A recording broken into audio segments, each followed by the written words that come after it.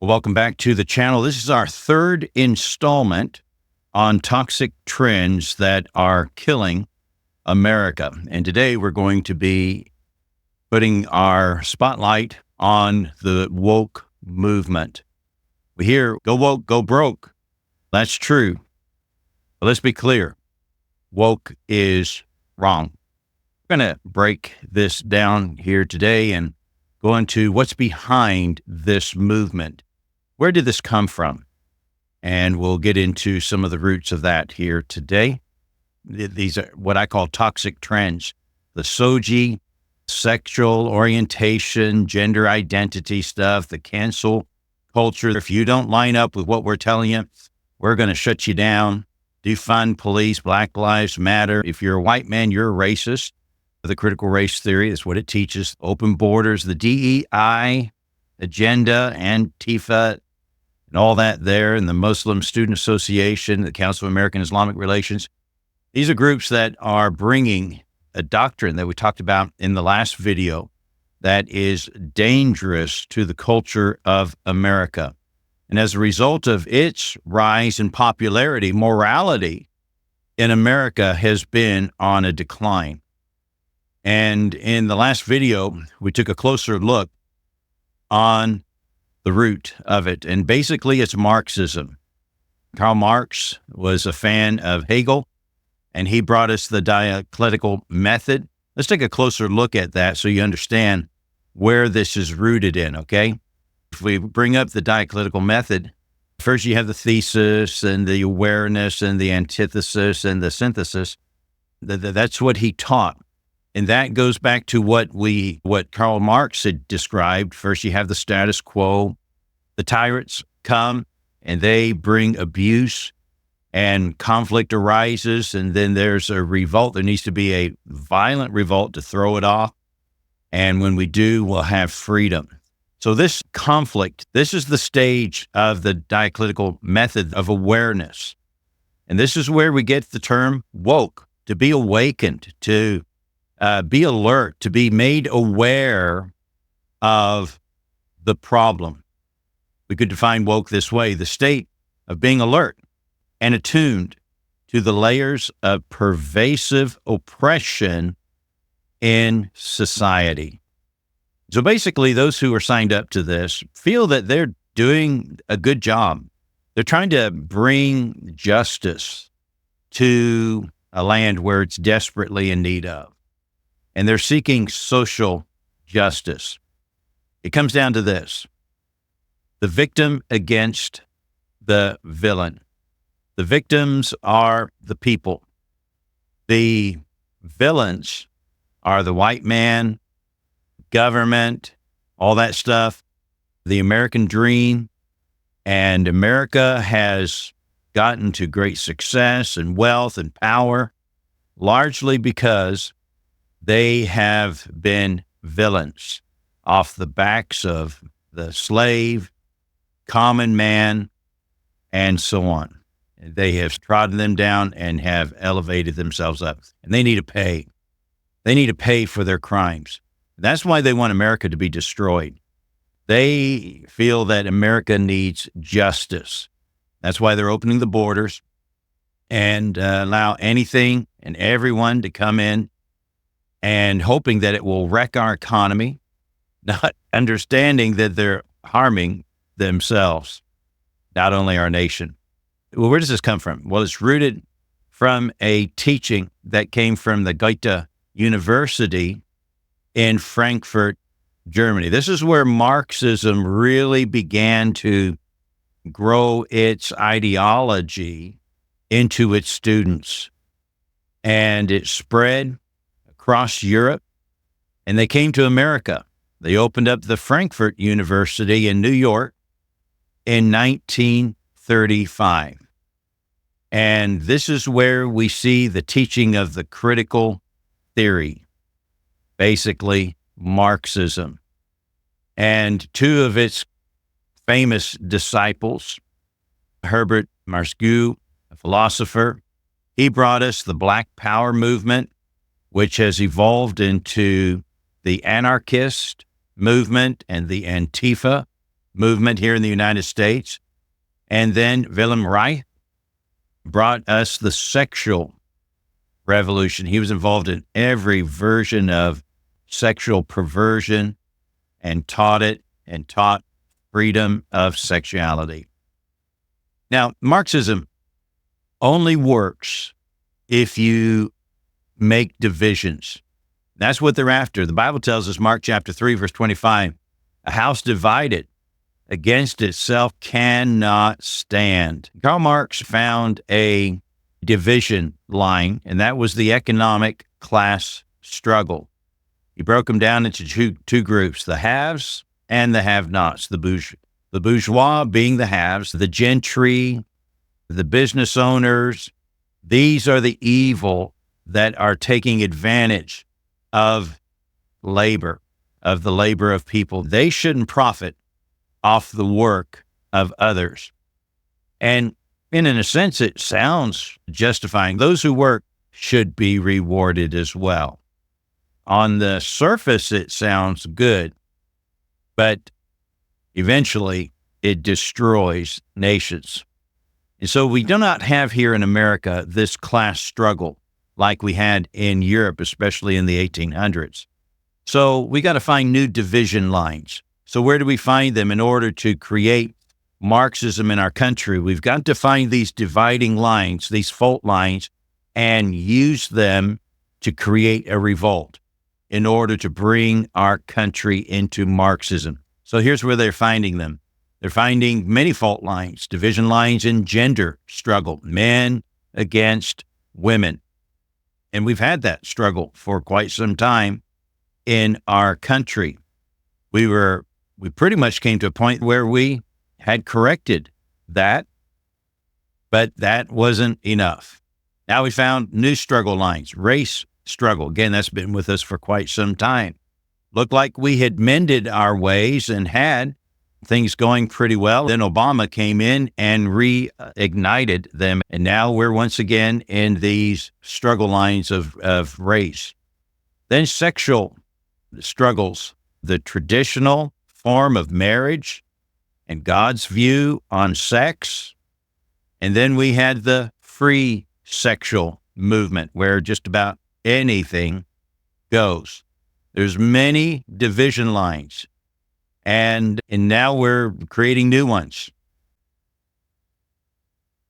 So man's wisdom wants to give us this DEI agenda. So let's break this down. Let's look at that a little closer. The D stands for diversity. If you're going to be a good employer, you've got to have diversity in all the employees that you bring to the job.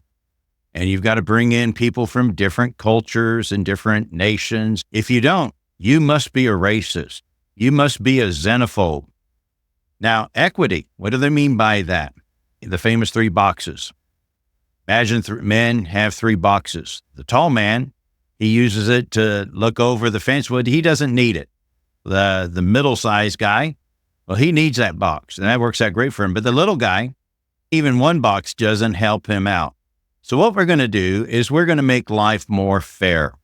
And we're not saying everyone has an equal opportunity. That's not what we're talking about.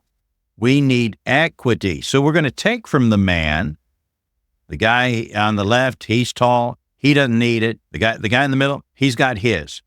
But we're going to take from the guy there that we judge who really doesn't need it, and we're going to give it to the guy who does. This is the problem with the government. They don't want to stick their hands in their own pockets and give to people in need. That's called charity. Now, what they're going to do is stick their hands in your pockets and give it to the people that they determine as needs and take it away from the people that they determine don't need it anymore. Now, inclusion, those who have different lifestyles that are different from yours, like sexual preferences and gender identity. We need to bring all these people together under one roof and all live together in perfect harmony. We've been on this bandwagon for a little while, And recently, United Airlines, the CEO said, we want to employ for our pilots women and people of color, 50% of them, not because of their merit, not because they know how to fly a plane and do a good job at it. What's more important to us is their color and their gender identity. I think that's a huge mistake when we're not concerned more about their ability. I don't want to fly on those planes. Stars and Stripes tells us there that nearly 70% of our troops are overweight and obese and unable. They're not fit for the job of being soldiers and military personnel. Why? Because we said women should also have combat positions, and they put them in roles, but they cannot do the things, the stress that men can do physically. So they've lowered the standards so that they can now fit. And by lowering the standards, they have raised problems for our military. President Biden told us that he wanted to be the DEI commander-in-chief. Well, he certainly did that.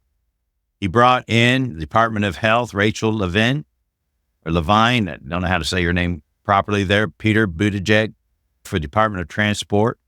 And look at that, for the Department of Energy. Boy, we're proud. We're so proud of what he did to our country. Folks, woke is just simply wrong. The Bible says there's a way that seemeth right unto man, but the end thereof are the ways of death. See, man's wisdom is faulty. Without God, without God's wisdom and his instructions and his precepts, we're going to get it wrong every time. Their solutions to our problems are only bringing more misery to our country.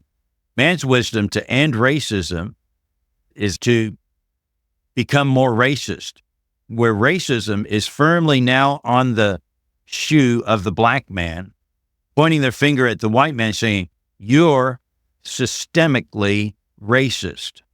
So they're now being the ones who are the racists. They're always concerned about race when we're supposed to be not concerned about your color at all. They are. Man's wisdom says in the effort to end poverty, they've made everyone poor with bringing the ideas of socialism and communism into our country. Every nation that practiced it didn't lift up people's economic situations. It only lowered them every time. Only capitalism will lift you up out of poverty. Man's wisdom is this. In the effort to end bad police, and yeah, there's a few out there. Here's what man's wisdom. Let's defund police. Let's just take away their funds. Who's going to win? Crime and the citizens we lose. Man's wisdom in an effort to live freely, their solution is let's murder the unborn babies. We want to live without consequences. We want the freedom to have sexual freedom and to do this, do that, sex out of wedlock and all that kind of stuff. And if a baby comes from that, well, we don't need that baby right now. So we want to end that life of that child so that we can practice our freedom. Man's wisdom is always faulty. In an effort to avoid debate and division and allow other people to have a different view, we're going to threaten with violence those who speak differently from the way we speak. Folks, that's always wrong. Man's wisdom in an effort to stop hatred, they spread more hatred. They become bigots themselves. So going woke is not only wrong, it will make you broke. Look at this great example here. In San Francisco, a failing school where only 12% of its students was actually at grade level, only 12%. They were one of the lowest performing schools, so they're going to fix it. So they brought in this program from OptiMed, which was a woke agenda, teaching kids about pronouns and what are the proper pronouns. Ikea Gross, who identifies as non-binary, which I'm still trying to figure that one out. She's the CEO of this company. Well, she was on video here recently saying, I believe Israel has no right to exist, and then even said, I believe the United States has no right to exist. This is their agenda. They want to break and tear down our country. Not only did this school already have low performing levels before they started her program, their scores fell even further. Go woke, go broke. Remember Colin Kaepernick? The NFL lost 3 million viewers over this movement. He lost $30 million. That's the consequence of falling into this. A&E banned live PD during that time of defund police. Their ratings fell 49% and remained a loss of 45% ever since. Coca-Cola. Remember when the whistleblower revealed that their executives are being trained to be less white?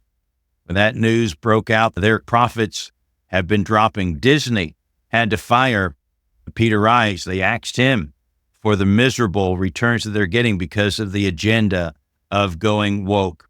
All remember the disaster of Bud Light bringing in the transgender onto their advertising. Dylan Mulvaney, what a huge mistake that was for them. Many companies are reversing now. They're starting to reverse the woke agenda policies, and we're beginning to see a turning of the tide. Kamala was hired purely on DEI standards. That's why Biden chose her. He told us from the very beginning he was going to pick a vice president that was going to be a woman and a black woman. So the two main primary things we're going to look at, her gender and her color, that was first before we start looking into her abilities. What a mistake. The country rejected that. We said, listen, we see the failures of that policy and we don't want that, and we are turning the tide. The red wave hit America largely because of this mess. And the Trump election is putting DEI on notice that it's going to come to an end for many of them. Well, folks, if you like our videos there, we need you to subscribe.